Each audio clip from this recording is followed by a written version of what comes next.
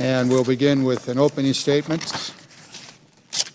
The normal process here is for I'll open, and then I'm going to turn to Mr. Lamborn, then to Mr. Norcross, and then Ms. Holtzler. Good. Good morning. I want to welcome everyone to this hearing, especially to my colleagues, Don and Vicki and Doug when he shows up, to this joint hearing of the Readiness Subcommittee and the Tactical Air and Land Forces Subcommittees concerning the F-35 program. The hearing comes at a very critical time for the F-35 program. After nearly 2 decades of development, the aircraft has entered into its operational testing period, and it's actively deployed around the globe, and it has seen its first combat missions. Acquisition continues apace. We've delivered over 450 F-35s to the Air Force, Navy, Marines, and key international partners.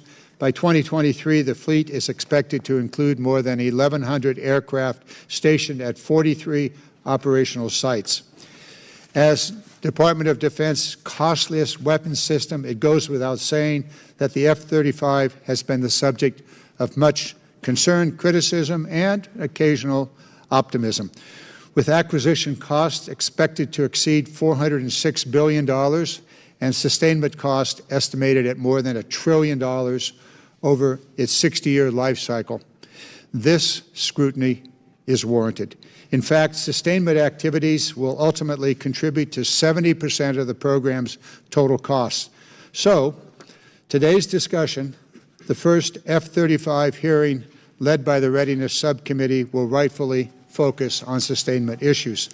The F-35 sustainment enterprise faces formidable challenges. These include unacceptable high operating and support costs, inadequate repair capacity at depots, spare parts shortages compounded by insufficient reliability of parts, components, and deficiencies in the platform's ALICE system.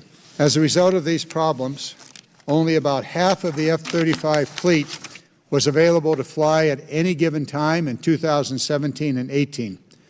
The program has had a complex relationship with its prime contractors, Lockheed Martin and Pratt & Whitney, who bear the responsibility for some of the program's sustainment challenges and problems, and from whom we will hear in the second panel.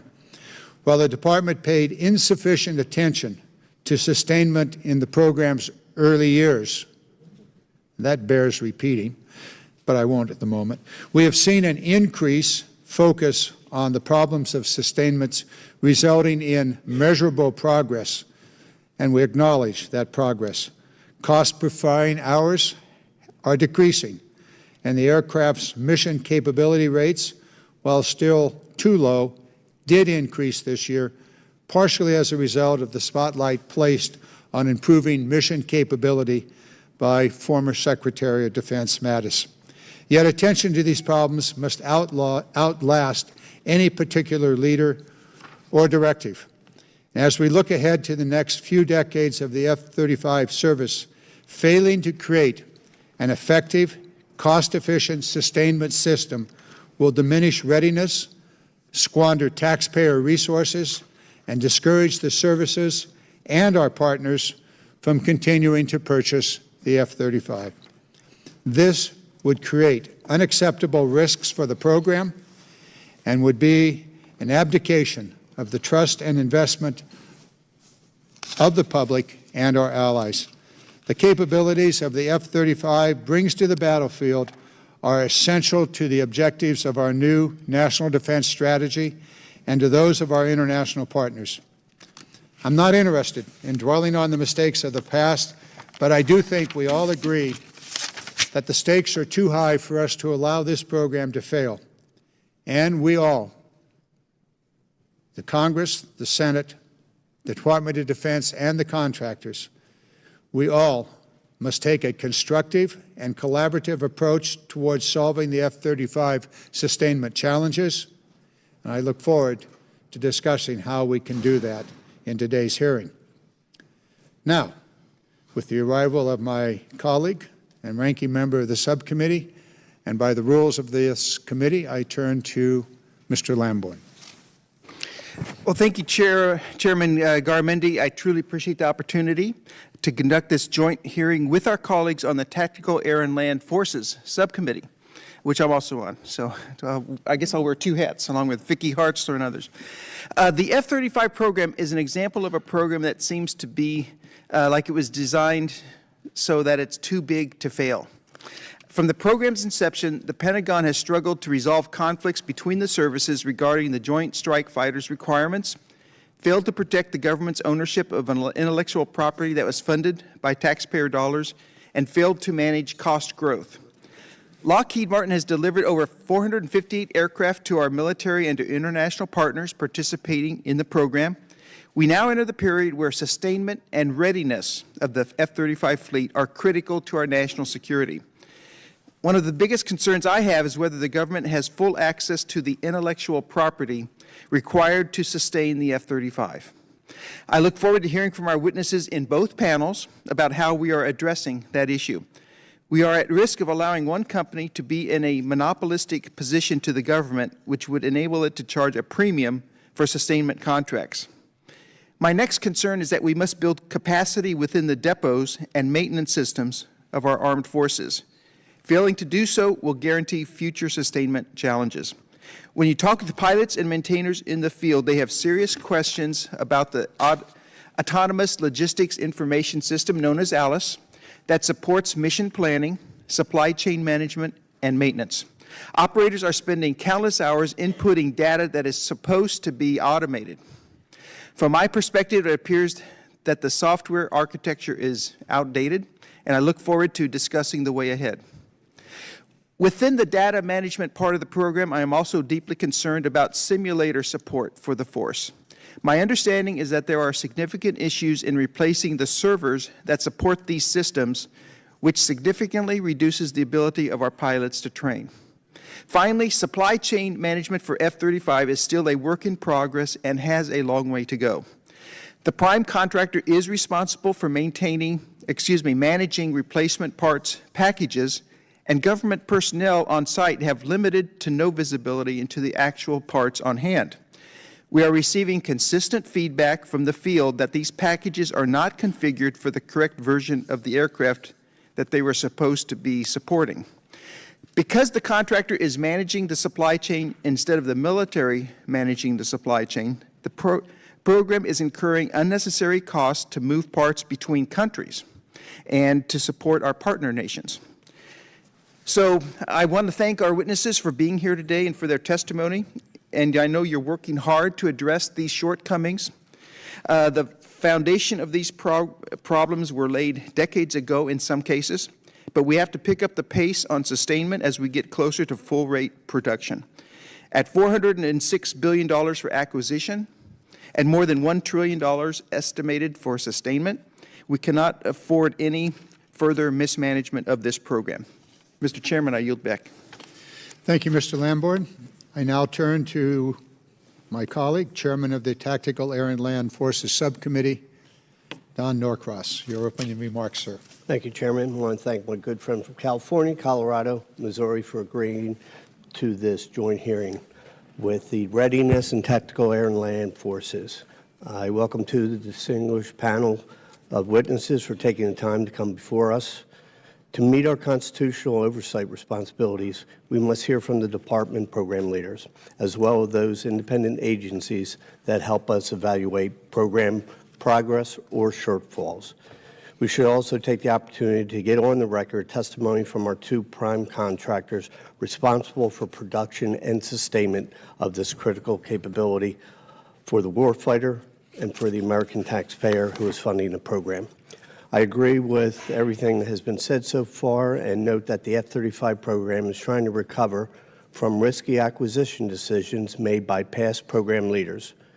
Previous decisions that resulted in unforeseen increases in funding for development, production to address this failing assumptions made for the high concurrency design into this program. That bill for the past acceptable concurrency risk is now due and has resulted in significant fiscal challenges facing us today. Block 3F configured aircraft delivered today are only somewhat combat mission capable. There are still material deficiencies that negatively impact the low observability characteristics of this aircraft, and that's only a fifth-generation aircraft that can provide. And yet the system development design phase of the program has officially ended. We now embark on the next upgrade known as Block 4, which is estimated to cost an additional $20 billion in development and retrofit costs for both today's fielded aircraft and future production aircraft to achieve full combat capability. Today, we want to understand what fixes you're making to the struggling Alice system, which we have heard from two of our colleagues so far. Where are we finding the qualifying alternate sources of supplying resulting from the Turkey suspension from the program?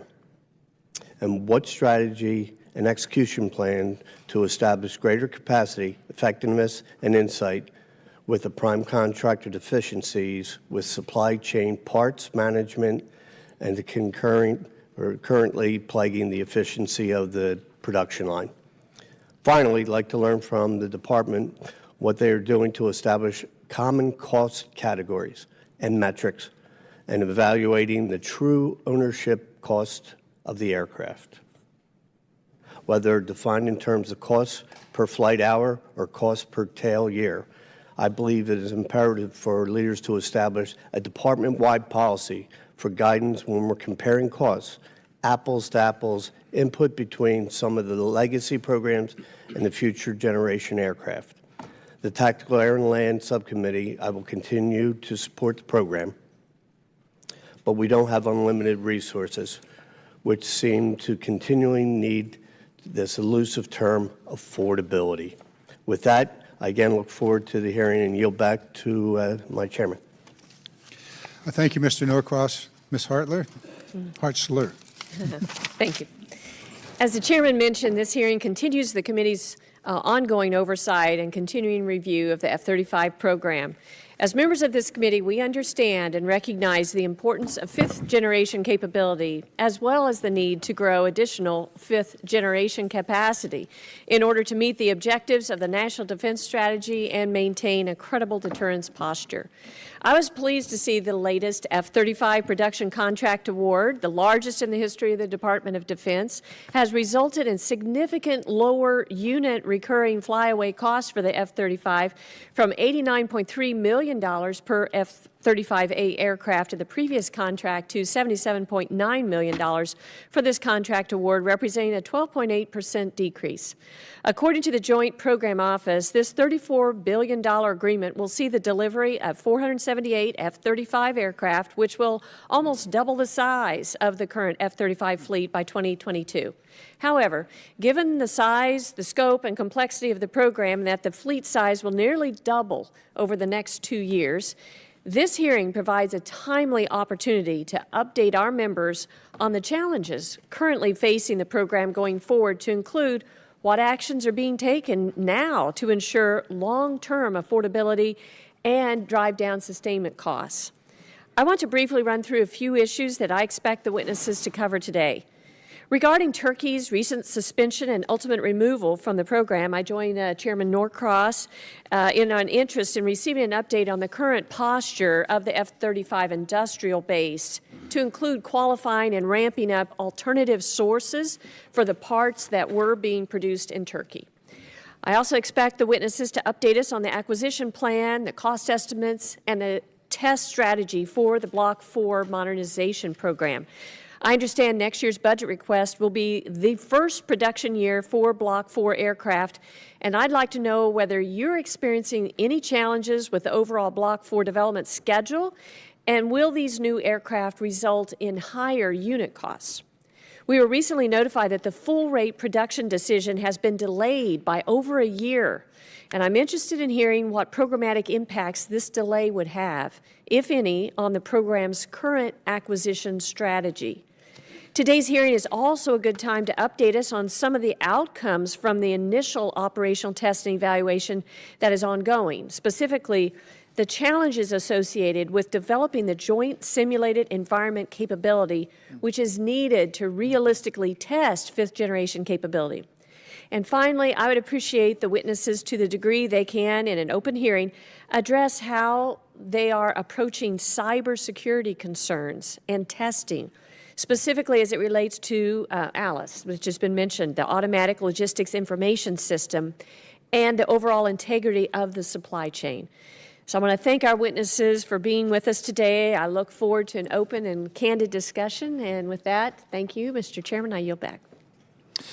Thank you, Ms. Hartzler. I'd now like to welcome to the hearing our witnesses on the first panel. Honorable Ellen Lord, Undersecretary of Defense for Acquisition and Sustainment. Lieutenant General Eric Fick, Program Executive Officer for the F-35 Joint Program Office.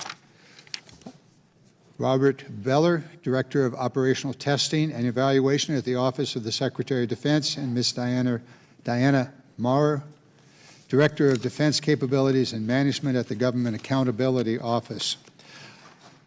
I'm going to start with the government accountability.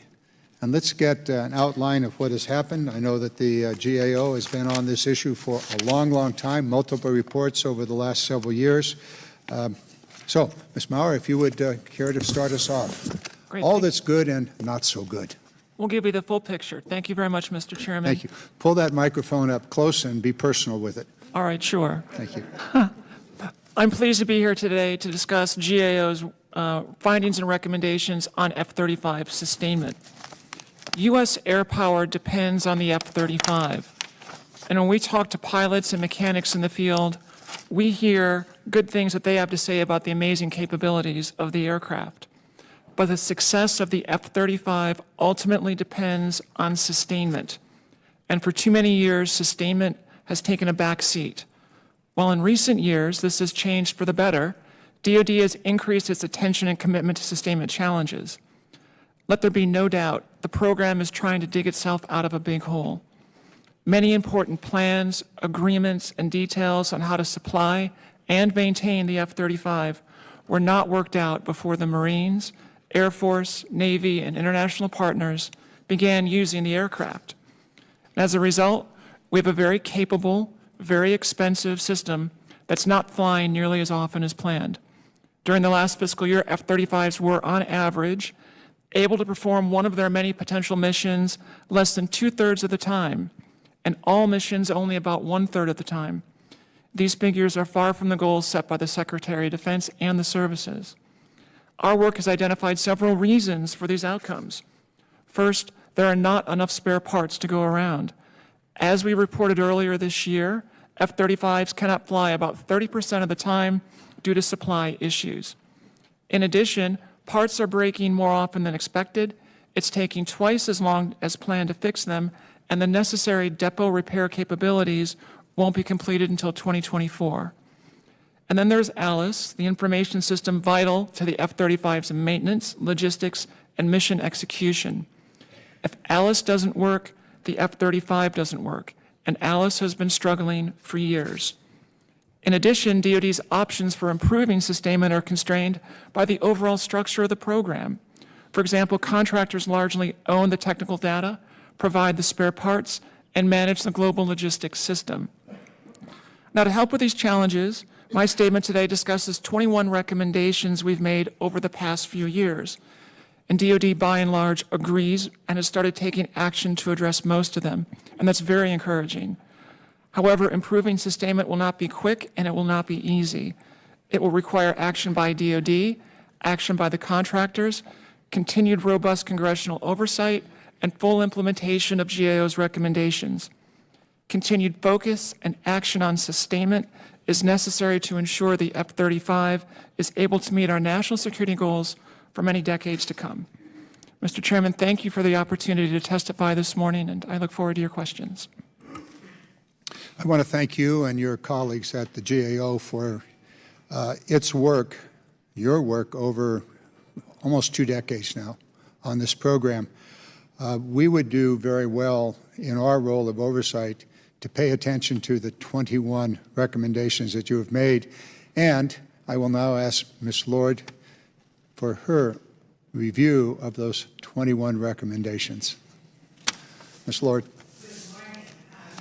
Chairman Garamendi, Ranking Member Lamborn. Good morning. Thank you. Chairman Garamendi, Ranking Member Lamborn, and distinguished members of the Readiness Subcommittee. Chairman Norcross, Ranking Member Hertzler, and distinguished members of the Tactical Air and Land Forces Subcommittee. Thank you for the opportunity to testify.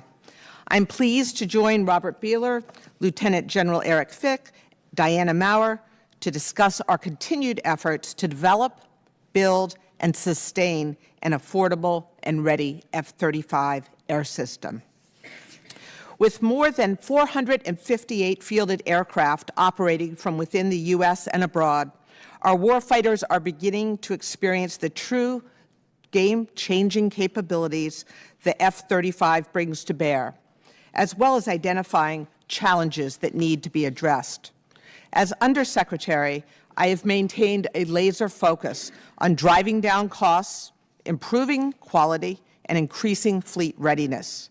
The Department is actively transforming the F-35 program to deliver the efficiencies, agility, and readiness outcomes we need in a time of strategic competition. I would like to briefly walk through how the F-35 enterprise is working to dramatically improve F-35 sustainment outcomes by focusing on a subset of our actions to achieve the Department's goals of improving aircraft availability and reducing sustainment costs. I've submitted a more in-depth statement for the record. As the F-35 fleet continues to grow and the air system's capabilities are enhanced, it is crucial that we stay focused on improving fleet readiness to ensure the F-35's critical capabilities are available to the warfighter. I would like to thank Congress for their support in helping us maintain a balanced investment approach. With your help, the program continues to make steady progress in enhancing fleet readiness, but much work remains. My team has identified several success elements that we've documented in a comprehensive life cycle sustainment plan, we call it LCSP, that are required to drive fleet readiness improvements. For example, we're focused on a number of efforts to accelerate supply chain improvements, to increase supplier capacity, decrease lead times for spares, and optimize spares available on the shelf. The Department is also accelerating depot component repair activations by 6 years to meet fleet component repair demands. Additionally, we're working to improve Alice field-level functionality and responsiveness. Alice is a key enabler to the platform's operational availability, and sadly, as presently constituted, Alice is not delivering the capabilities the warfighter needs. The Department is progressing towards a future Alice developed and sustained utilizing agile software development techniques designed to rapidly deliver flexible applications on a modern, secure architecture. I see a number of our industry partners demonstrating a high degree of competence in developing the kinds of open architectures needed to support the warfighter. The problems with Alice are ones we can and must solve. The F-35 enterprise recognizes that the U.S. services, the F-35 JPO, and industry must collaborate to reduce sustainment costs. I am personally overseeing an effort to understand the barriers preventing more rapid improvements to both readiness and affordability. The intent is for the F-35 program to uncover performance drivers and apply commercial best practices where appropriate to targeted interventions. The Department is using these insights to support accelerated implementation of key success elements in our LCSP. Specifically, we have identified that driving down support costs, both in terms of labor cost and labor demand, is the key lever in reducing overall F-35 sustainment costs, because sustainment support accounts for over a third of all sustainment costs. Additionally, as we learn more about the readiness barriers and the cost drivers, we're using this knowledge to help inform our analysis of Lockheed's 5-year fixed-price performance-based logistics, or PBL, proposal. We're in the early stages of working in conjunction with our industry partners to analytically understand if, when, and to what scope an F-35 PBL contract could be awarded. Our goal is to ensure that any such contract meets the readiness and affordability goals important to the F-35 warfighter and in the best interest of the American taxpayer. In conclusion, the Department continues to demonstrate our commitment to provide an affordable, lethal, supportable, and survivable F-35 air system. While the Department is grateful to Congress for passing a 2-year budget agreement that provides budgetary certainty, the Department needs to implement the National Defense Strategy. I want to reiterate how regrettable it is that we are again under a continuing resolution. CRs cause great damage to military readiness and disrupt our ability to modernize our forces. I strongly urge Congress to pass the defense appropriation and authorization bill now so that we can move forward with the many important programs needed to ensure our readiness and deter our adversaries. I want to thank both subcommittees for your longstanding bipartisan support, and I look forward to your questions. Thank you very much, Ms. Lord. Yes, we're going to go at those issues that you raised. That's the subject of the hearing. We'll get at it. Lieutenant General Fick. Chairman Garamendi, Chairman Norcross, Ranking Members Lamborn and Hartzler, and distinguished members of the Readiness and Tactical Air and Land Forces Subcommittees, thank you for the opportunity to be here today. I am pleased to have this opportunity to join Undersecretary Lord, Director Behler, and Director Maurer to discuss our continued and collective efforts to develop, deliver, and sustain the F-35 air system with the capabilities our warfighters demand at a price our taxpayers can afford. Since becoming the F-35 PEO this past summer, I have been both impressed by and proud of the progress that my joint and international team has made together with our industry partners in modernizing and sustaining the air system now deployed in combat operations around the world. Ranking Member Hartzler noted our recent production contract award, but production success, of course, is nothing if not followed by progress in the area of sustainment. As our operational fleet continues to grow, we are committed to maturing our global sustainment solution to increase aircraft availability while simultaneously driving down operations and support costs. As you well know, if we're missing parts and we can't get our jets airborne, the ability to deliver combat effects on this aircraft are significantly diminished. Getting parts to the field when they are needed, expeditiously repairing broken parts, and improving the reliability and the maintainability of the aircraft are all critical items we need to achieve to get to consistently higher mission capability rates while simultaneously driving down sustainment costs. While I am both personally and professionally unsatisfied with where we are today, I will offer that we are seeing measured progress on both fronts. Actions undertaken by the F-35 enterprise and by our warfighting maintainers in 2019 increased the mission capability rates of our U.S. operational fleet from 55% in October of 2018 to 73% in September of 2019, even as our fleet grew by an additional 91 aircraft. That's the MC rate of a single deployed unit. In this past summer, our 4 deployed Air Force units from the 388th Fighter Wing at Hill led the first F-35A combat employment, encompassing 1,319 sorties for 7,248 flight hours. I'm pleased to share that the 388th saw their mission capability rates increase from 72% in April to 92% by the time they returned in October. We know what success looks like, and we must make that the norm for the program, not the exception. Just as in aircraft availability, we're also making steady, measured progress in bringing down our sustainment and operating costs for the F-35. While much work remains ahead of us, this program is demonstrating a downward glide slope in this area. In 2019 alone, our negotiating team drove a 9% reduction in prime contractor sustainment cost for the U.S. Air Force, directly reducing our overall cost per flying hour. I'm committed to aggressively continuing on this path across all services and partners and to sharing our progress with you as we do it. My sustainment team and I fully understand that there's no silver bullet in this area, and a coordinated and data-informed effort across a wide spectrum of work is required.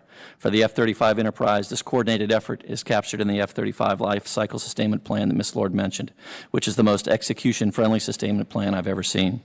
As a result of the initiatives defined in this plan, as well as the combined efforts of the Joint Program Office, the U.S. services, and industry in executing it, we are seeing meaningful evidence that our targeted initiatives across 9 individual lines of effort are improving aircraft availability while simultaneously driving down O&S costs. We are reducing to aggressively accelerate our software modernization cycles, our supply chain deliveries, and our depot repair capabilities, and to prioritize reliability and maintainability projects so that we have the right return on our investment for our warfighters. The Lifecycle Sustainment Plan also encompasses our path forward for the F-35 Autonomic Logistics Information System, or ALIS, with which you are all familiar. While we have seen recent improvements in ALIS functionality and responsiveness, significant additional work is required, work that can't be done in old and outdated ways. We must change the way we deliver ALIS capabilities, and we must do so now. In closing, I once again observe that with more than 460 aircraft fielded around the world and delivering combat effects, the F-35 is more affordable and lethal than ever before. On behalf of the men and women of the F-35 enterprise, you have my commitment to continue to execute this program with the due diligence, engineering excellence, and professional impatience required so that we may develop, deliver, and sustain this fifth-generation air system the warfighter requires on a timeline that makes a difference. With your help, we will continue to bring this game-changing capability to our U.S. and international warfighting partners for decades to come. Thank you again for this opportunity, and I look forward to your questions. Thank you, General. Mr. Behler. Chairman Garamendi, Chairman Norcross, the Ranking Member Lamborn, Ranking Member Hartzler, and distinguished members of the two committees, thank you very much for inviting me to join my colleagues today to discuss the status of the F-35 program. As you know, DOT&E plays a vital role in the acquisition and fielding process. I have submitted a more detailed statement for the record, but this morning I would like to give you a quick overview of where the F-35 operational testing stands today. DOT&E, the JSF Operational Test Team, or the JOT, the F-35 Program Office, the Service Operational Test Agencies, have been collaborating closely to evaluate the F-35's lethality, survivability, and readiness. And we've been making good progress. So far, the JOT has conducted 91% of the open-air test missions, actual weapons employment, cybersecurity testing, deployments, and comparison testing with fourth-generation fighters, including the congressionally directed comparison test of the F-35A and the A-10C.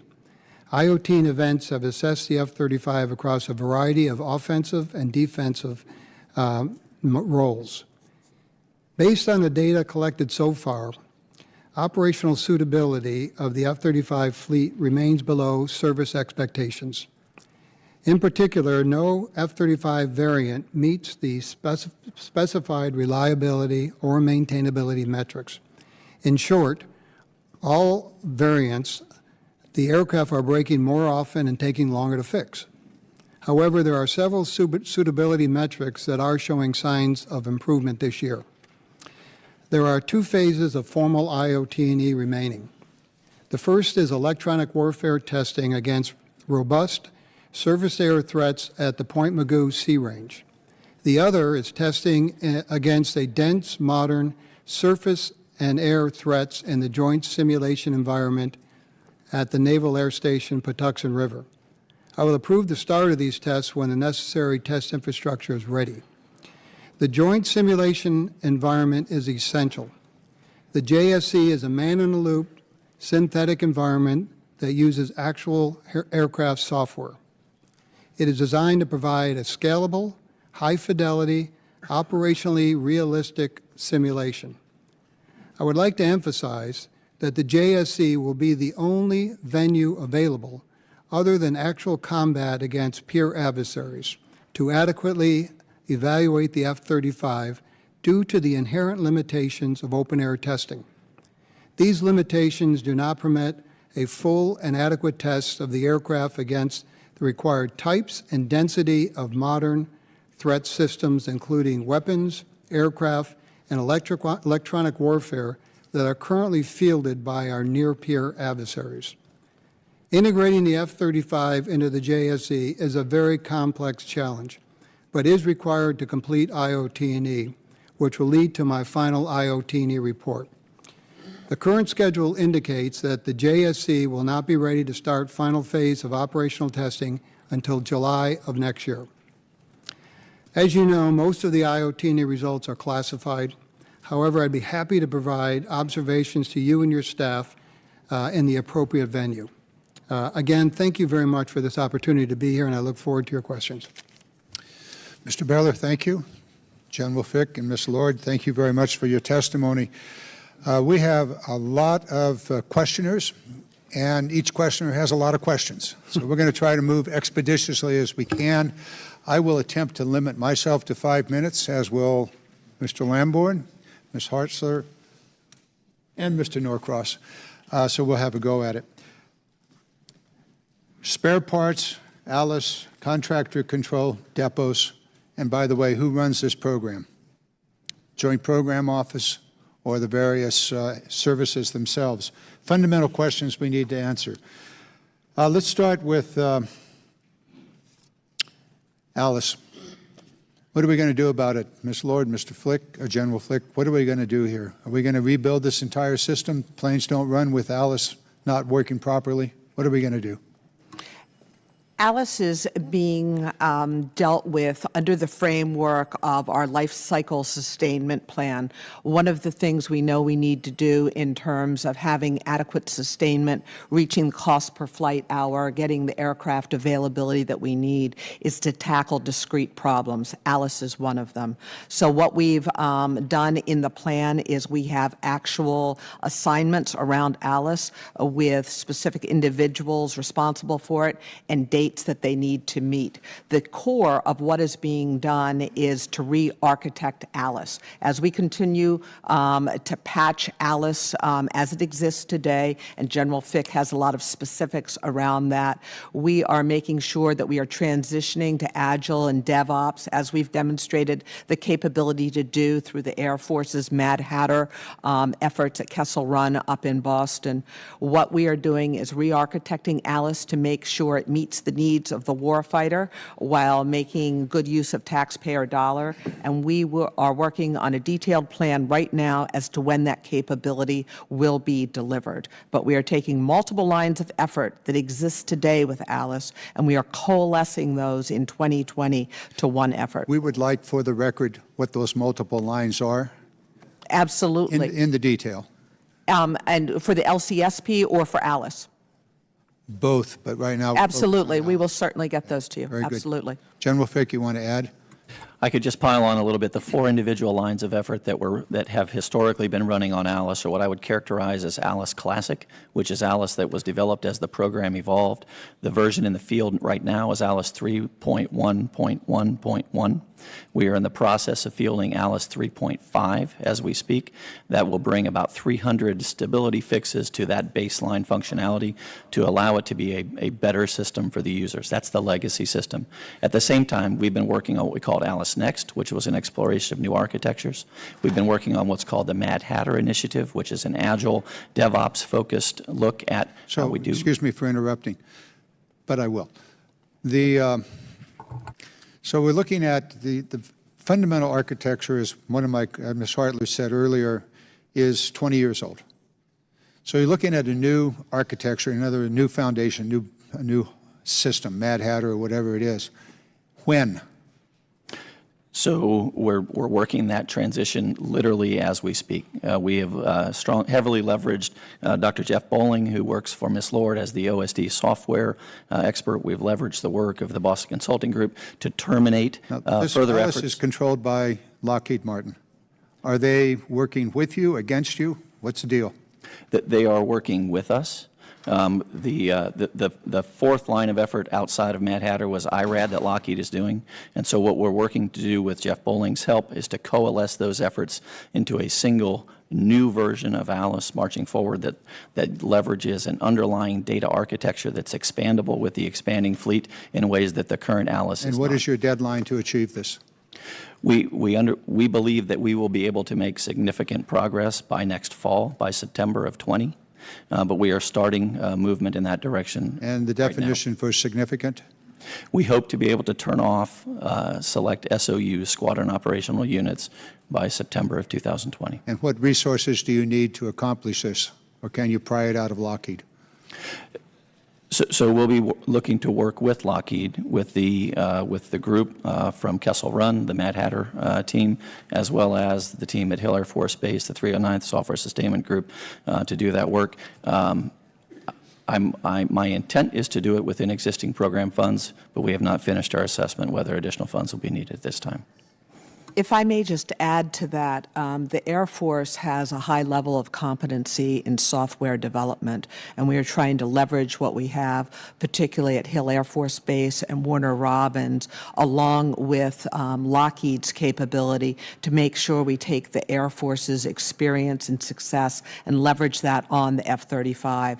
In fact, General Goldfein has specifically asked General Bunch, who's now Commander, Air Force Materiel Command, out at Wright Pat, and who I spoke to this morning about this very task, to make sure that he is leveraging all the Air Force has to bear. I think we need to move forward quickly, and we need to make sure we understand exactly what the maintainers are experiencing, and we need the Air Force's help to do this. So this will be a collaboration between the government and Lockheed Martin. And Lockheed Martin, I've spoken directly with Marilyn Houston about this, is going to need to leverage their software expertise and their best and brightest on this.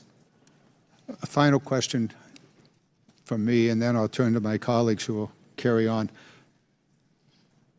Who has the proprietary information? Who has the rights to the existing Alice software and architecture?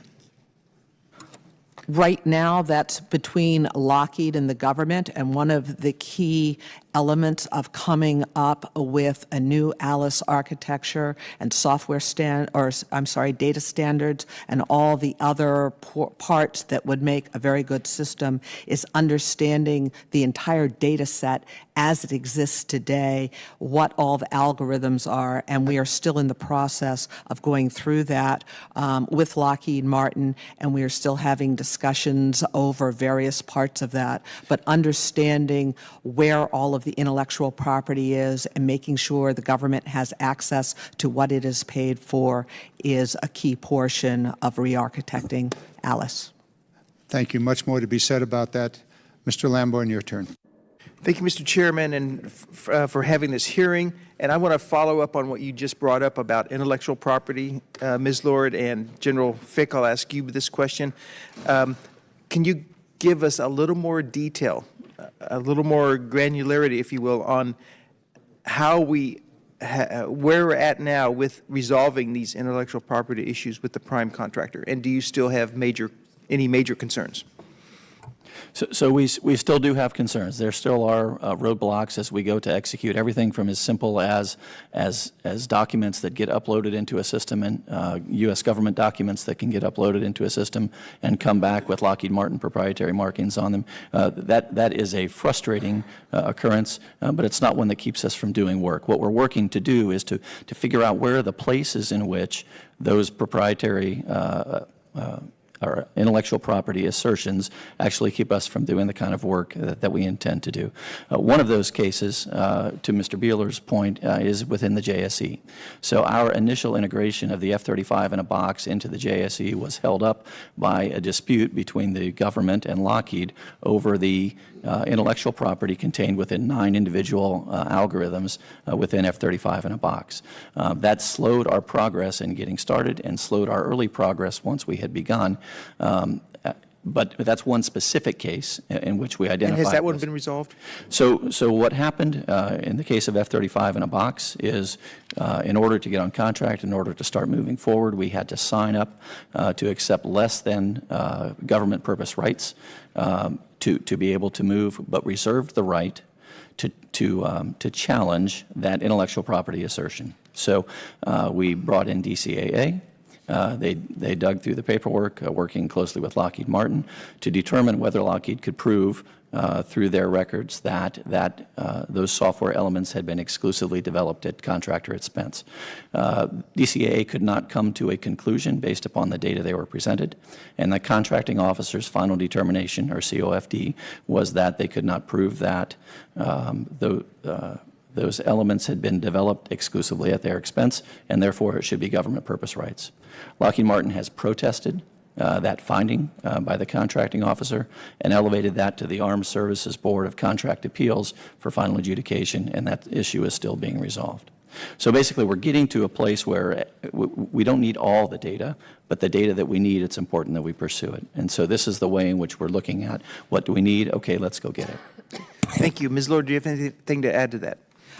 I think one of the challenges we have is the fact that a lot of the Alice data and functionality works back through Lockheed Martin computers. So what we need to do with our newly architected Alice is to have that in a government cloud and accessible. So this deconflicting of Lockheed data and the government data will become much clearer. We also have fundamental standards that we need to set down, such as data standards, so it's very, very clear. Okay, thank you. And Mr. Behler, you mentioned JSE, and you said that you think it's going to be operational for testing in the last quarter of this fiscal year. Is it on track to meet this requirement? Actually, what I said is be ready for the fiscal year next year. So okay. It'll be July of 2020 when we think it'll be ready to start operational testing. And that is the last quarter of this fiscal year. But go ahead. You're absolutely correct, sir. According to staff. Yeah. So the question was, why is it required? Is it on track to actually be operational by that time? Well, that's what the master schedule says, sir. And I guess I'm not the program manager, and I guess I would ask the program manager if he feels comfortable. We have been closely coordinating with the program office and Nav Air out at Pax River to find out when this thing's going to be ready. There is enormous challenges, and there's a lot of unknowns still out there. But I'll let General Fick kind of give you what he believes is. Yeah, thank you, General Fick.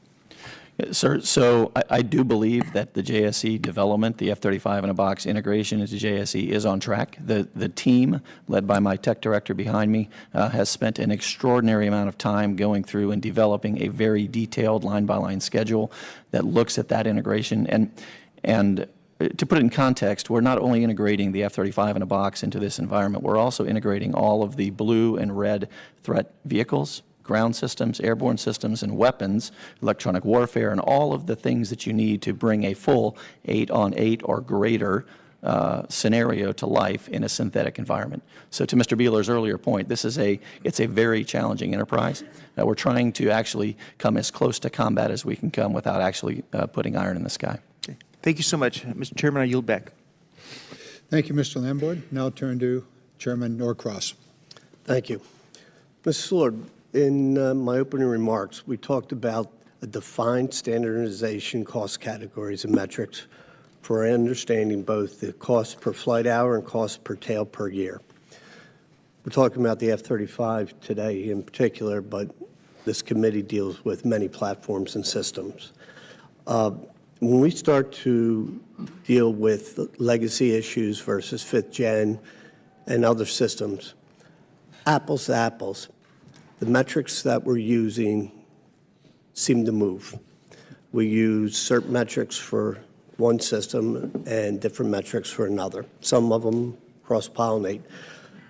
Talk to me about this issue and how you deal with it in other systems and platforms, but more particular, how can we standardize so that when we're talking about this system, flight per hour, per cost, is the same measurement as we're doing for other platforms, whether it's the F-18 or any other?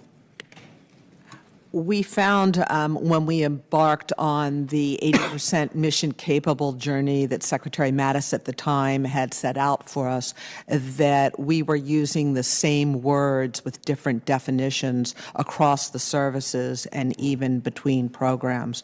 So words matter, and we're standardizing how we measure things. When we talk about mission capability, it's really the total uptime as safe to fly and capable of at least one task mission over the total possessed time. So those are aircraft that are with the unit and can be flown.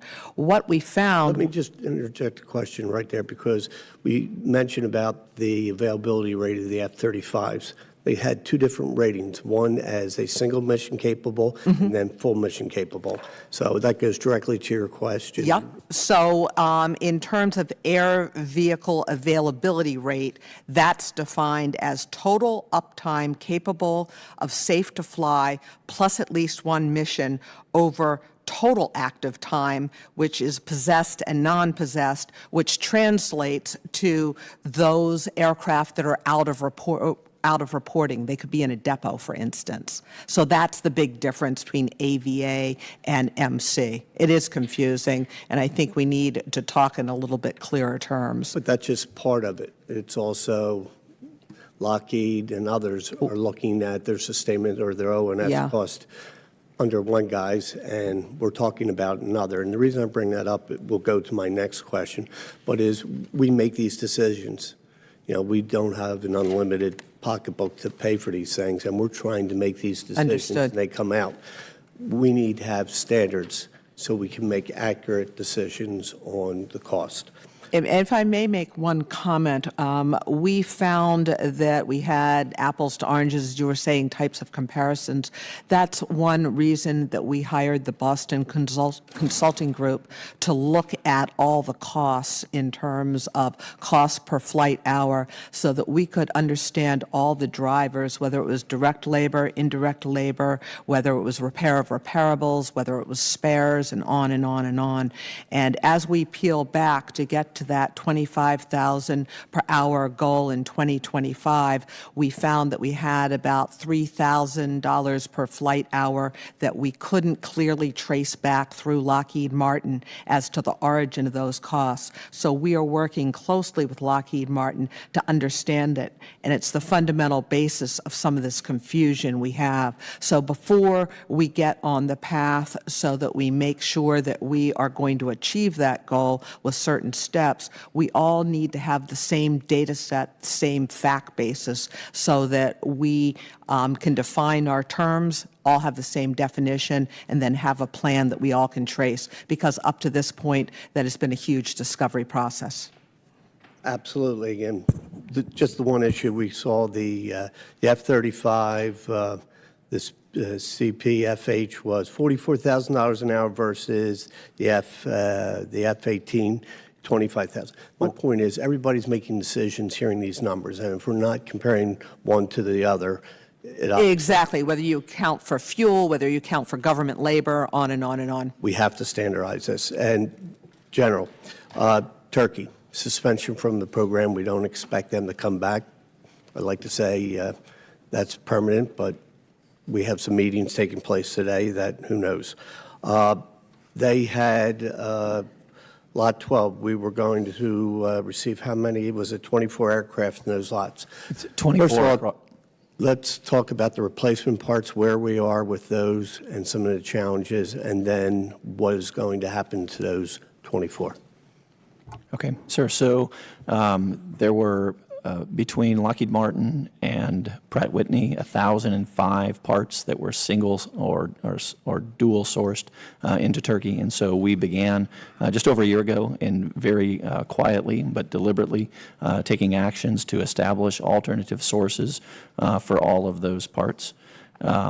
Lockheed and Pratt have been making spectacular progress against that goal, targeting the end of March of 2020 as a time at which we will have alternative sources stood up for all of them.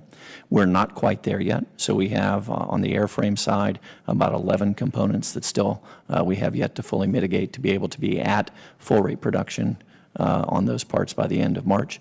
And on the engines, there's, I believe, one integrally bladed rotors, IBRs. Just a quick follow-up. For the record, Turkey is still supplying their parts as of today. Yes. We'll follow up more on that, but I want to give my colleagues a chance. Sir. Thank you. Is it a surprise that we're still getting those parts, and how long do you expect, or will we continue to buy those as you're setting up an alternative source?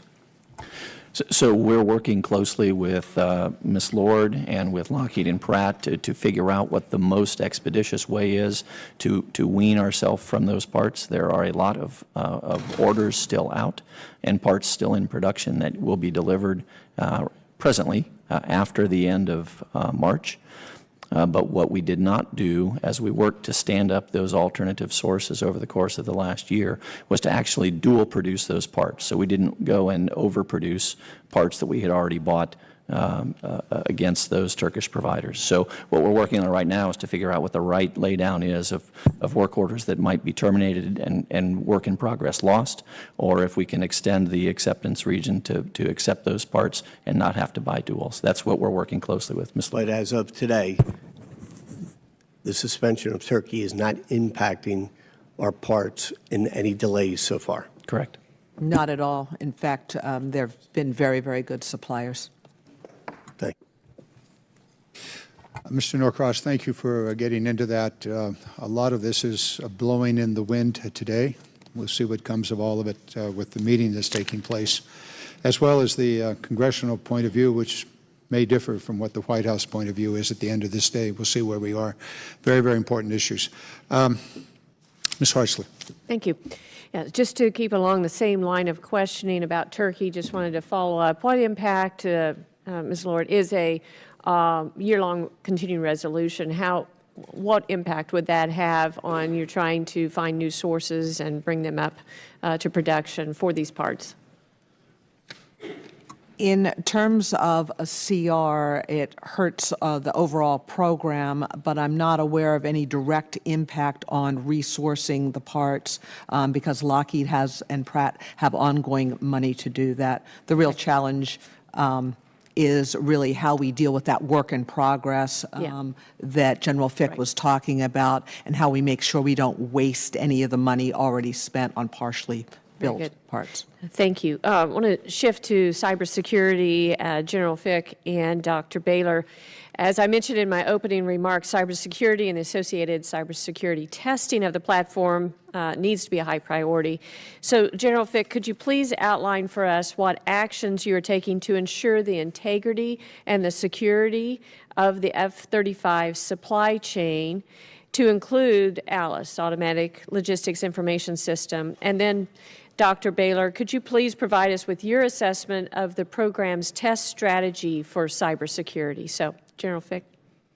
Ma'am, so as we look across the program at all of the elements of the air system, from the air vehicle through to ALICE, the training systems, and the joint reprogramming environment, we work to make sure that those development efforts are all fully compliant with the RMF JSIG rules associated with the cybersecurity performance of the system. So our development work, our fielding work is all intended to be full up RMF compliant as we do that work.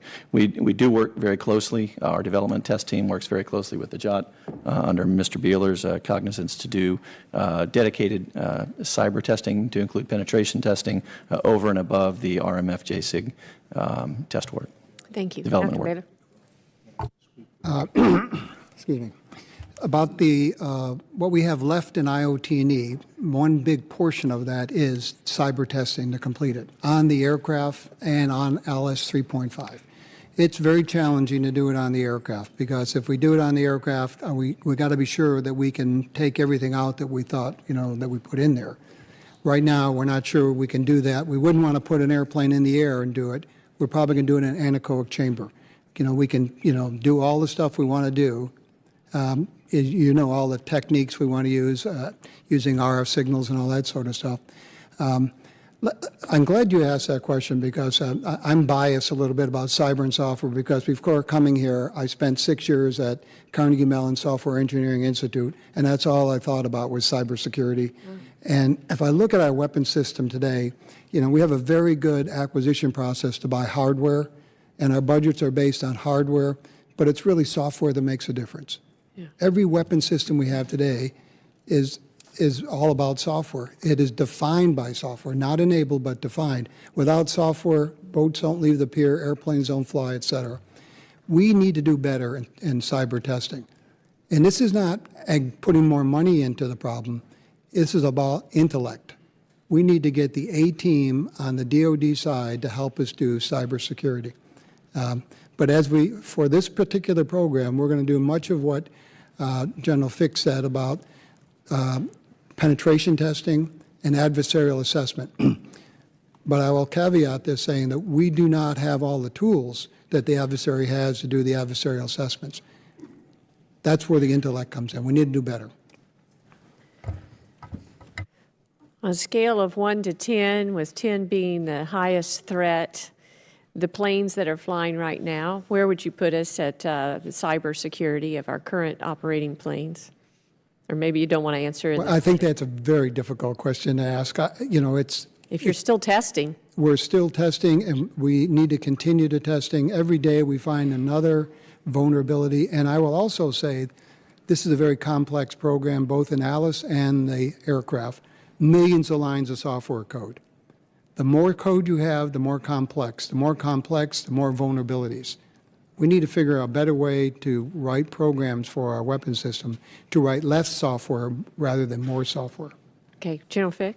Ma'am, I will add, as we talk about specifically about Alice and about moving to modern code baselines and modern code architectures, one of the fantastic steps that the Air Force did in terms of moving ahead with their Mad Hatter and Kessel Run team is they're changing the way they think about accreditation and certification of software, and they're making it so that it's designed in and not patched on.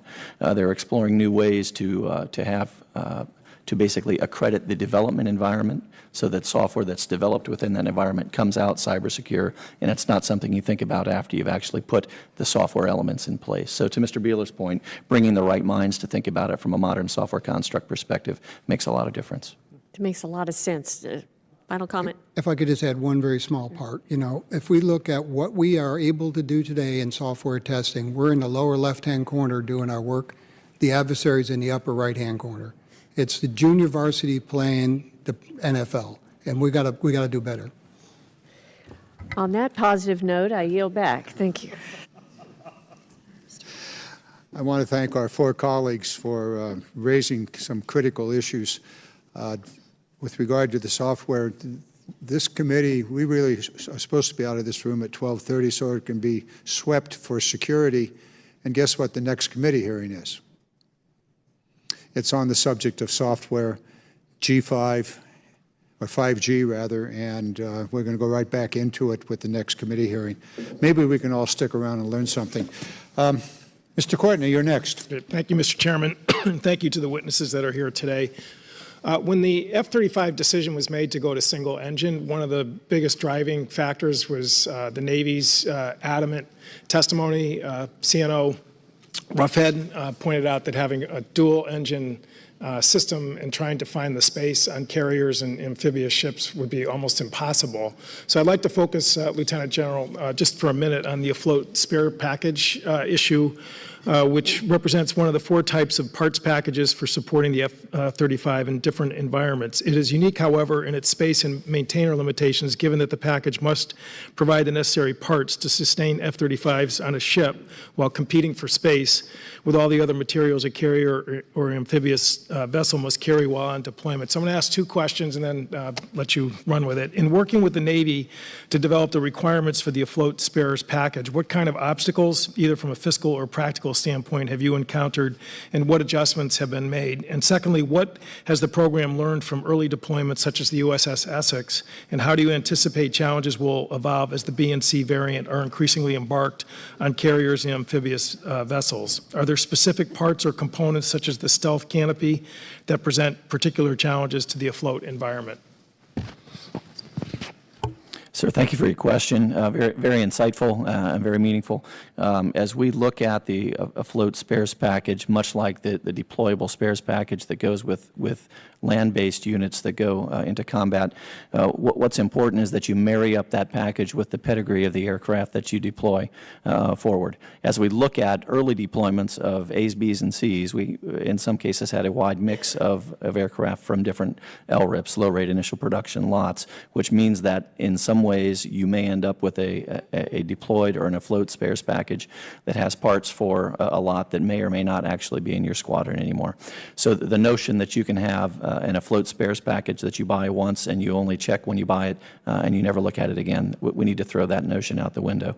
My team is working very close with Dan Fry, my product support manager right behind me, to do reviews on the DSPs and ASPs on no less than an annual basis, but also in terms of as they prepare for spin-ups for deployments, to look at the kits to make sure that the kits on board the ship reflect the configuration of the aircraft that are brought on board. It's absolutely essential to making this work. Relative to problem parts, you mentioned the canopy. Right now, the canopy is our current top mission capability rate degrader. From over the course of the last 6 months, I think it's averaged about 5% of our NMC non-mission capable for spares, is associated with the canopy. I wouldn't necessarily characterize that as a B model or a C model issue as much as I would characterize it as a fleet issue. In fact, the Bs particularly have seen fewer canopy issues than the A models have thus far. Deployments on the Essex, I mean, any sort of early feedback? So just reinforcing your point, sir, that making sure that the ASP matches the aircraft that are on board is critical.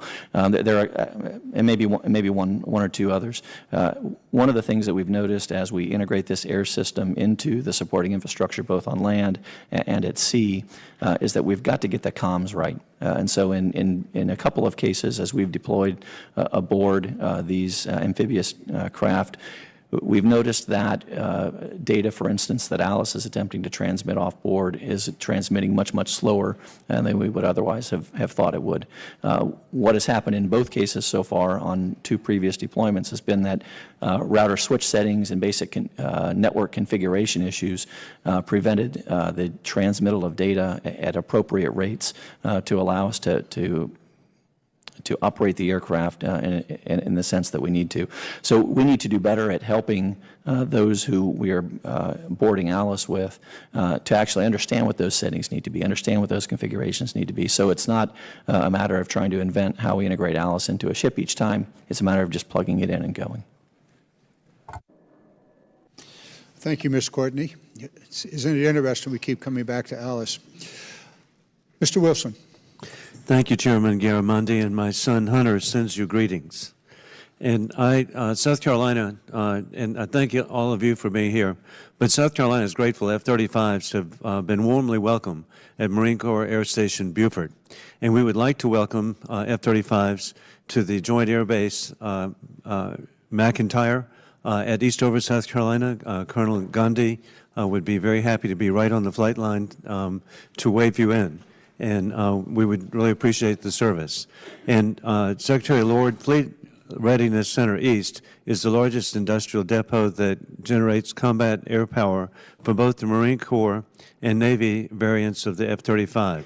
The infrastructure of FRC East continues to lag in upgrades and new construction. Commitment from the Navy. The problem of antiquated legacy maintenance facilities is particularly acute in the Navy.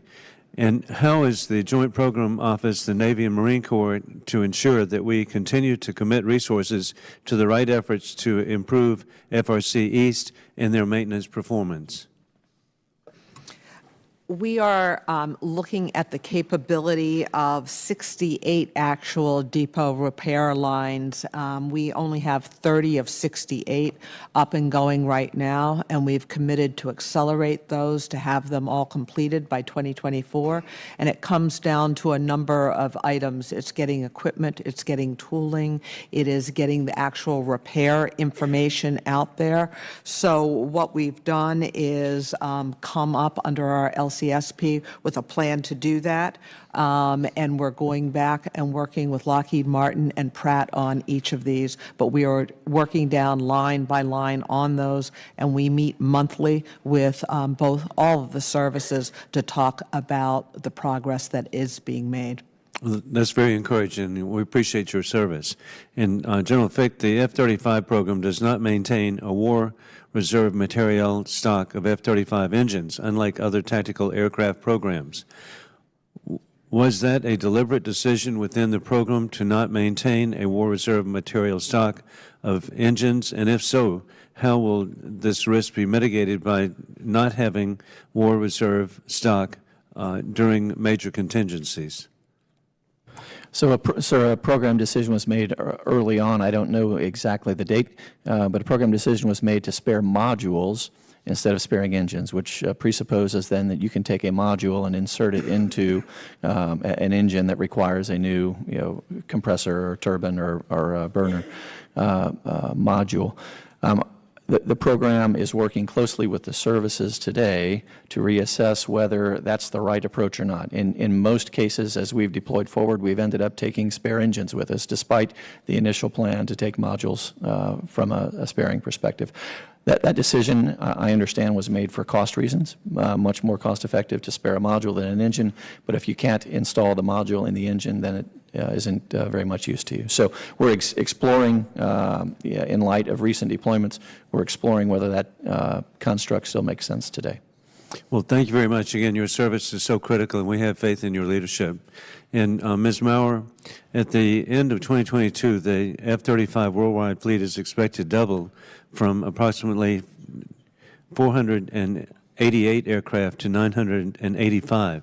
How will the sustainment enterprise keep pace with the expanding fleet and need for additional parts? What is the Department of Defense doing over the next 3 years to increase depot repair capacity? Well, I think the first thing I hope that they're doing is implementing all 21 of our recommendations we've made to them over the course of many years to help enhance sustainment of the program. Specific to the depot, we do know that the department has made important progress in enhancing the depot capabilities, but they're 8 years behind their initial plans for doing so. Well, we need your cheerful encouragement that we come up to date.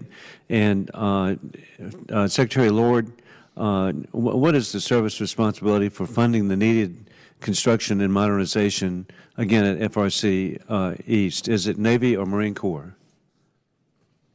I defer to General Fick on that. I'm not sure.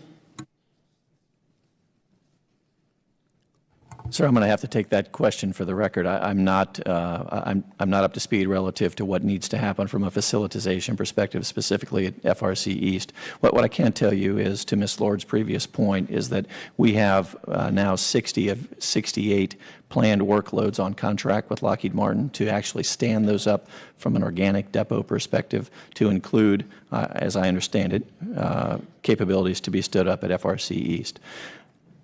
Thank you very much, and I look forward to getting full and complete response, and thank each of you for your service. I want to compliment my colleagues here on raising critical questions. The FRC, otherwise known as depots, the sustainment is not coordinated with the purchases of new airplanes. You're headed into a situation where we're going to have 1,100 planes, and we will not have the ability to maintain them. And so the readiness is going to decline. And the question that I'm going to be pursuing in the months ahead is, can we wait until 2024 to have the depots operating at half of the potential, half of what they need? The answer is no, we cannot wait, unless we want a bunch of airplanes sitting unable to fly. And this is the sustainment issue, this is the ALICE issue, this is also the spare parts issue. All of those things. Fact of the matter is, this program has not paid attention to sustainment, and it will from here on out. I'll have you over here every week having another discussion about it. Ms. Maurer, you've listened to the testimony thus far. I would love to be asking you on every question that we ask Ms. Lord, Mr. General Fick, and Ms. Behler to comment on that. But I am well beyond my time. I'm now going to turn to Mr. Carbajal. Thank you, Mr. Chair. Ms. Lord and Lieutenant General Fick, in the GAO's sustainment report issued this past April 2019, it provided a recommendation for the department to develop an intellectual property or IP strategy that includes identification of all critical technical needs and associated costs. The report states that DOD concurred with the recommendations, but has not yet implemented it. and also that DOD's inability to obtain intellectual property and technical data from the contractor is an issue across the entire F-35 supply chain. Can you please provide an update on the DOD's implementation of an intellectual property strategy and what challenges remain in obtaining the necessary technical data and IP from industry partners to better address supply chain deficiencies and bring down costs? We are doing a fundamental rewrite of all of our acquisition policy this year, and we are concurrently reworking the entire curriculum at the Defense Acquisition University to make sure our acquisition professionals have the ability to really understand what's out there in policy. Our policy in the past has been very legalistic, I would say, and what we've done is decomposed it into what I call the adaptive acquisition framework, with a variety of different acquisition authorities explained that Congress has given us over the last 5 years or so, along with contract types that should be used. One of the critical components of this is understanding intellectual property. So we actually have an intellectual property policy that's just about to be released, where we worked closely with the Army, who began at the forefront of this. And what we are fundamentally saying is, before we put together an acquisition strategy, you have to think about what information is critical to a program, particularly in terms of sustainability, so you're not always held hostage to the prime on that through the life of the contract, and that you can find better cost solutions through a variety of different providers. So we provide direction, asking the acquisition professionals to think about what is the information, the intellectual property that you need and that you don't need, and to make sure that is clearly articulated in the request for proposal and then is addressed during contract negotiations, because frankly, if that was thought through at the beginning of programs, you would not be where we are in the F-35 program today, where the intellectual property is an afterthought and we're having to wrestle it as we go through each contract. So it is core and fundamental to what we're doing when we are training acquisition professionals now versus kind of locking them down at Fort Belvoir, usually for 8 or 12 weeks and learning. We are moving from sort of a transmit mostly mode of instructors to really doing adult learning, where it's experiential learning, where we have actual operators coming in and explaining what their experience has been on programs, have people live through the life of what they learned during particularly problematical acquisitions, mistakes they made, and so forth. So it's right at the forefront, and I think you'll see a lot coming out on that shortly. Thank you. Lieutenant General Fick. So I think Ms. Lord hit most of it. What I would go back to is the notion of, if I would encapsulate our strategy in broad strokes, I would say it's to pursue the data that we need and only that data. Back in the beginning of this program, as it was stood up as a TSPR program, a Total System Performance Responsibility program with Lockheed Martin in charge, we didn't think about those data elements because we didn't think we would ever need them. So now what we're doing is, to Ms. Lord's point, putting those data elements on contract every time we need them delivered, and in cases where the intellectual property issues get in our way, such as the F-35 in a box issue we discussed earlier, we're actively challenging them. One of the things, as we talked about the stand-up of those organic depots, is it's critical that the data that enables us to do that work is delivered as we work to stand up those organic capabilities. And that's a great success story as we've worked through those 60 of 68 items on contract now. Each of those come with the data required to allow the organic workers, be they Air Force or Navy, to do that work. So we are making progress, but it is a broad problem. Thank you. And I only have a few seconds left.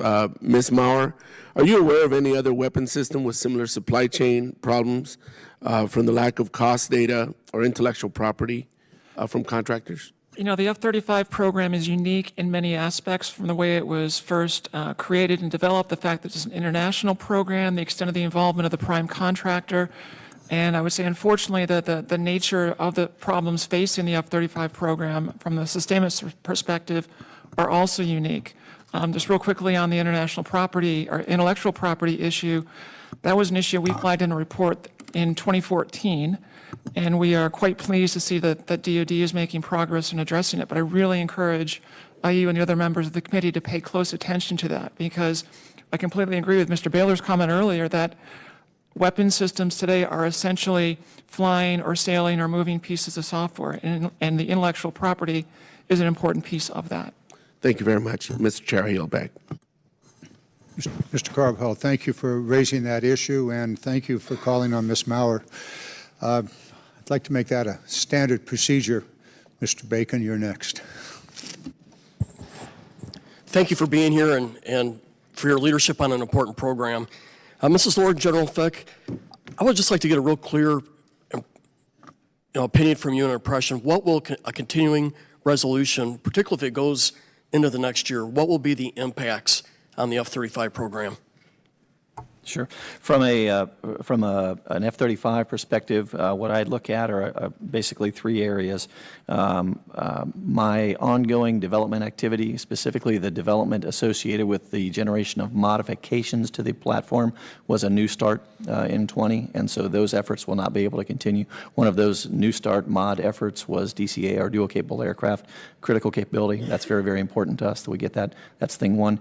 Thing two I would characterize is we have actually a plus up of C model production from 2018 to 2019 will be held at 2019 quantities if we're unable to get a budget in this year. And then the final thing I would add is that we also, thank you very much, had EOQ as part of this budget, and that will help us to continue to drive production costs down in lots 15 and beyond.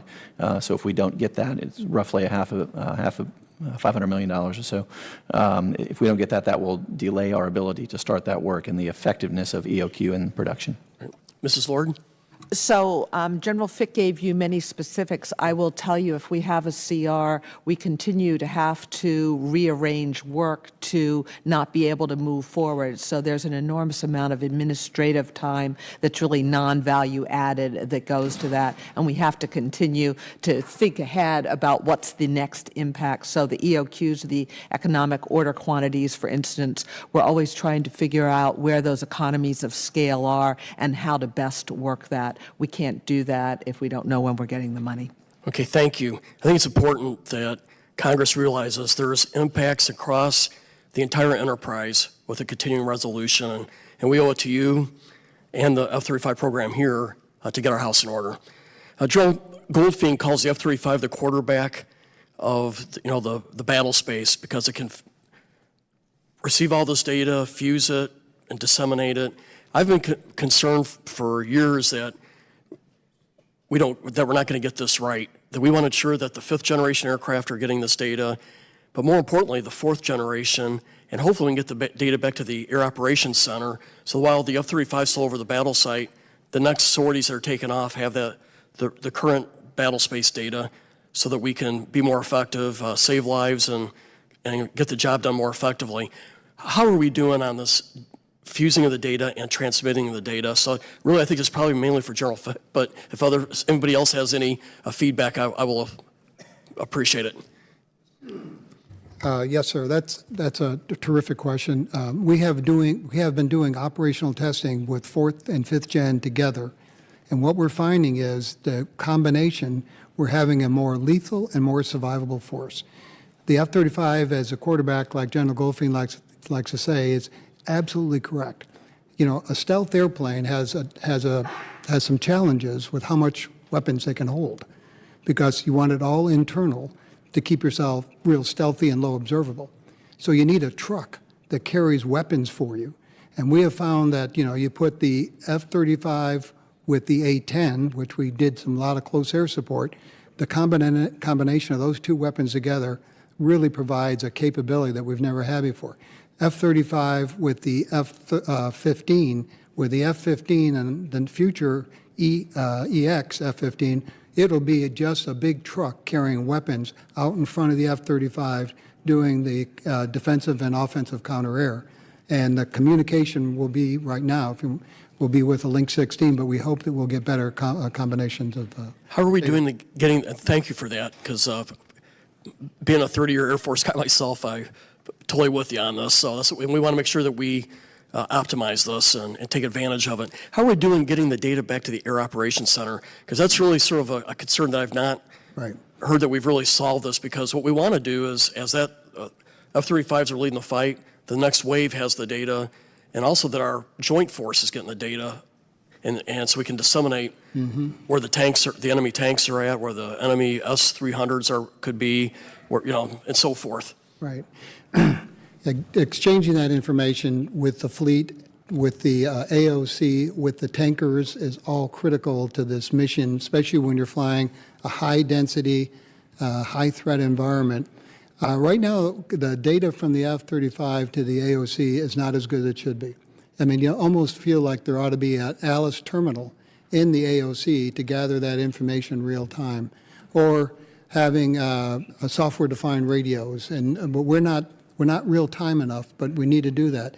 And going forward in the future, the AOC, I mean, it's one of those things that technology begets doctrine, not doctrine begets technology. We have more capability in the F-35 we've ever had in any other airplane. Data fusion and the ability to understand the full situational awareness, one of them.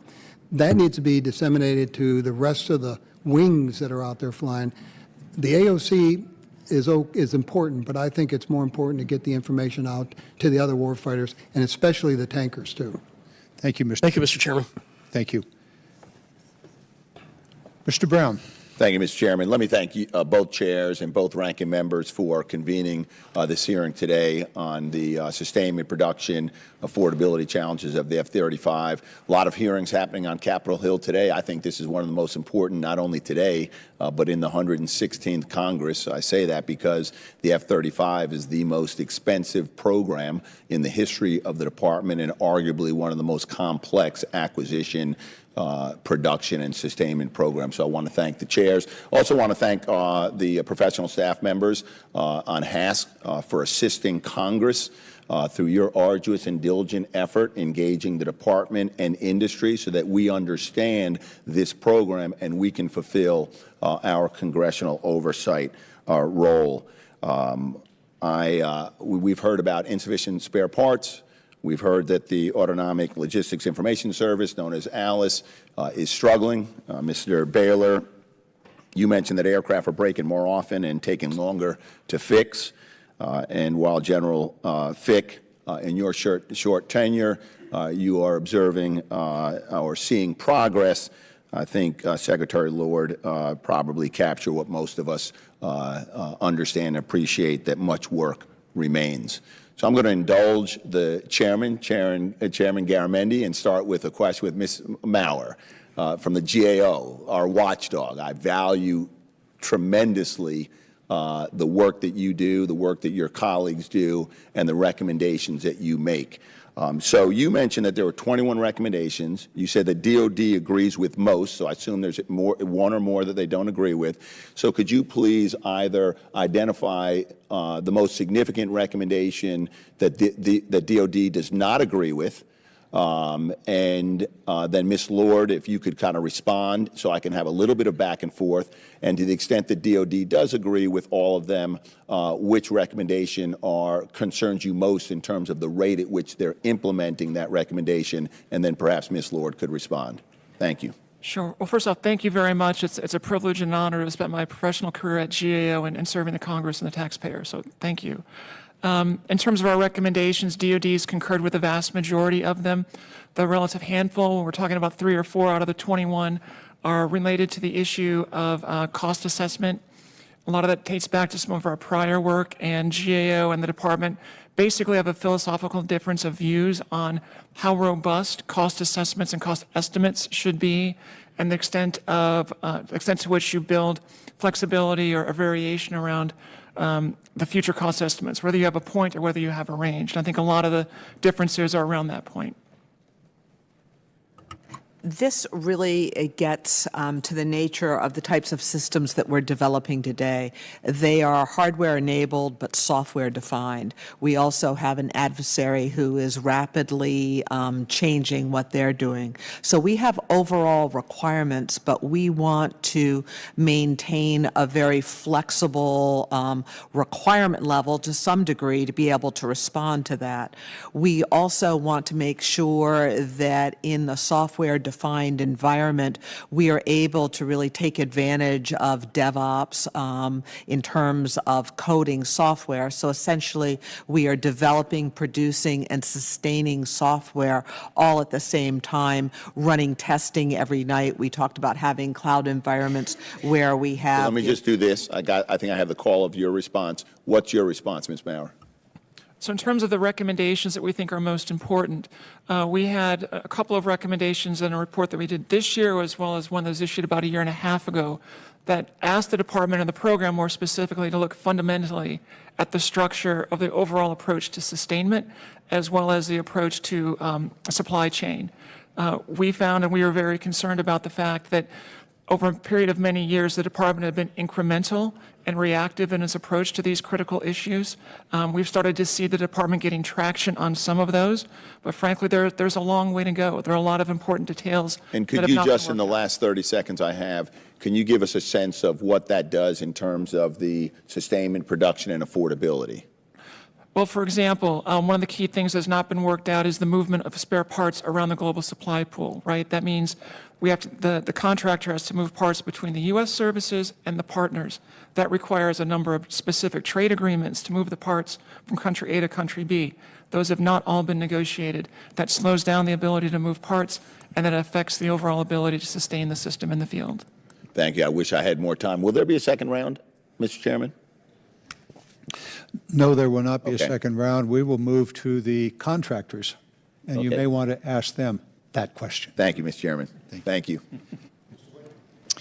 Thank you, Mr. Chairman. I'd like to thank our witnesses for joining us today. Mr. Behler, I'd like to begin with you. We've had a lot of information given back to us about the ALICE system. We all know how it's designed to work, taking lots of data in, using that to integrate that, make sustainment choices.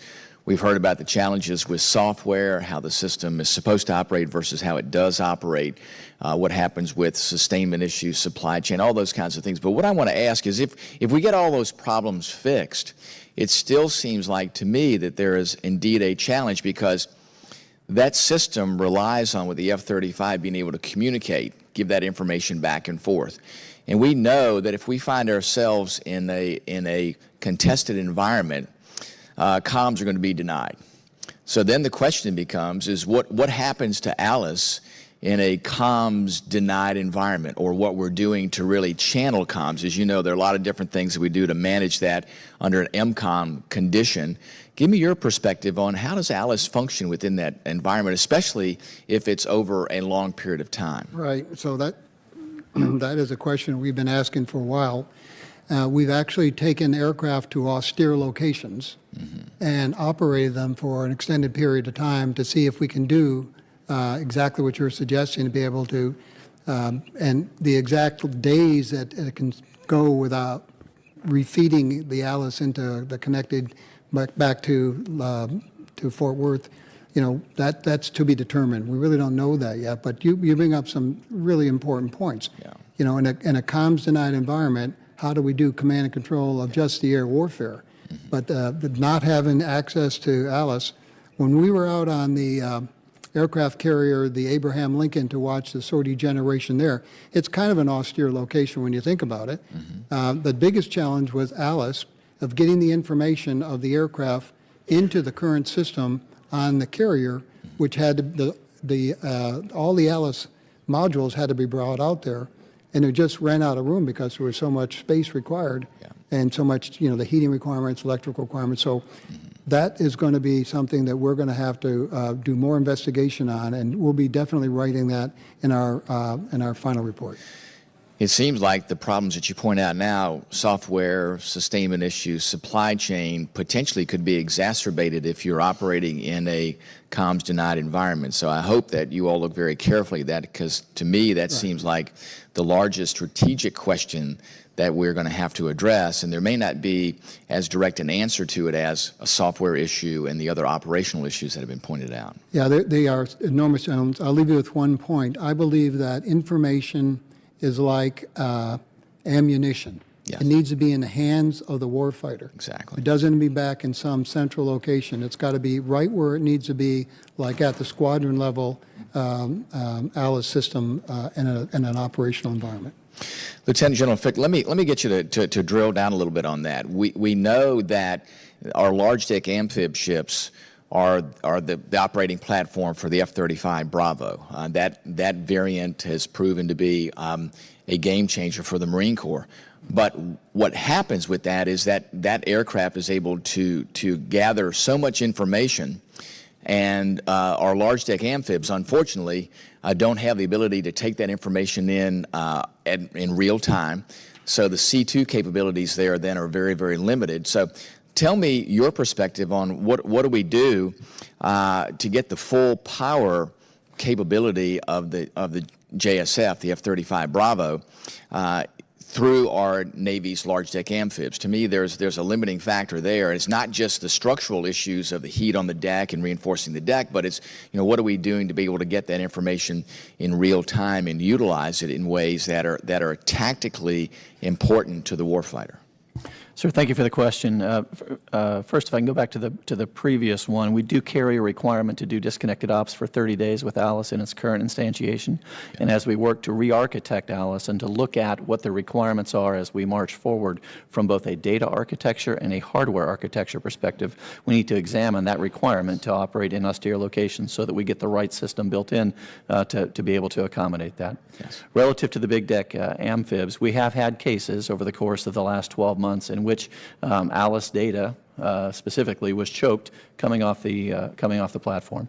In each of those cases, I understand that it was basic network settings that some combination of we not communicating properly with the ship's company or them not communicating properly with the F-35 folks on board prevented us from getting the network set up in a way that enabled that communication to happen. So I think two things need to happen as we march forward. One is we need to look at what's the bare minimum amount of data that has to flow in this new architecture to allow us to do the things we need to do on the ship. So we minimize the demand for that pipe. Then the second part, sir, is to make sure that when it comes to instantiating ALICE aboard those big deck amphibs or at those austere basing locations, that we actually have a very, very well-defined installation process so that we don't have to discover these things again. Very good. Thank you, Mr. Chairman. Thank you for your question. We're not doing a second round of questions, but in deference to my chair, co-chair, Mr. Norcross does have another set of questions that he'd like to get on the record. Just a quick follow-up, General, dealing with the Turkey question. They had 24 aircraft in the most recent contract award. How do you mitigate that issue to preserve the unit price for the contract, taking those 24 into consideration? Sure. So what we did to maintain both the flow and the overall quantity is we worked very, very closely with Lockheed Martin because we had already been at handshake before this Turkey removal happened. We worked closely with Lockheed, my negotiating team, and the Air Force, I would add, because what we were able to do is to slide congressional plus-ups from U.S. Air Force A's into those positions in the production line to allow the U.S. Air Force then to take possession of those aircraft as they flow off. So that the 8 Turkish designated... When you say the plus-ups, the potential plus-ups that we're talking about? From lots 12 and 13 specifically, and then looking at potential plus-ups in 14 to take care of the 8 Turkish F-35As in lot 12, the 8 Turkish F-35As in lot 13, and then also in lot 14. And they have 2 more production aircraft. So we're adding those in anticipation of ONS that is now running out of control, and we're not handling those F-35s that are coming off the line now. And we're talking about adding 24 in a more expedited role. How do you plan to handle that cost? Those 24 are coming in quicker than we had planned for. Correct? So the O&S side of that equation is now being pushed forward. How are you addressing that? Being accelerated. So these aircraft were so I guess I'd like to come back to you with a more complete answer. Ultimately, those aircraft were intended to be purchased by the Air Force in lots 12, and 13, and 14 anyway. They're just being accelerated by a number of months forward. We understand what you're saying. And okay. It's not the acquisition costs. It's the how do we cost, accelerate right. the costs of maintaining them, those O&S. Yes. Ms. Lord, just quickly, do you have anything to add to that? Just that we are trying to work with the economies of scale here to our benefit as we work forward. For the on purchase price, absolutely. No, but as we also work forward on sustainment contracts, we're doing the same type of thing where we're looking at the costs very carefully and making sure that the indirect costs associated with the direct costs are coming down so that we get those, and making sure that we structure all the contractual agreements so that they do have incentive fees that have to be earned versus fees that go along with that. The point we're trying to make here, and I think it's across the board, is that the sustainment costs are a major issue. I think the acquisition costs are going relatively well, if not good. But when we push or accelerate those planes into the sustainment side of the equation earlier, we're not prepared for them. So I yield back. Thank you, Mr. Norcross. That's a fundamental point we've been raising throughout this entire hearing. We're going to have to move on now to the industry, Lockheed Martin and Pratt Whitman. Thank you. I was just about to ask another question of the current panel, but I'm going to not do so. I would like, if you're, I'm sure the current panel has other appointments, would like to get to them, but perhaps your staffs can stick around if they would do so. All too often I've seen the first panel head out the door when they should be here to listen to what others have to say. So thank you very much for that. Thank you very much. Here's what we're going to do. We're talking about $1.4 trillion over the next 20 years or so. That will be taxpayer money spent on what most people consider to be the most important element of the air battles that may take place in the future. And we got a big problem here. This thing's not working well, and in many cases is not working at all. And so we're going to have another opportunity to speak to the four of you in early January. And we may do it in a closed hearing.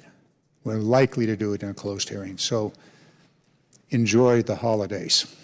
Thank you very much. Appreciate your testimony. We're going to now move to the second panel. We're going to take a short break, no more than 5 minutes, as people move and reassemble themselves. So thank you.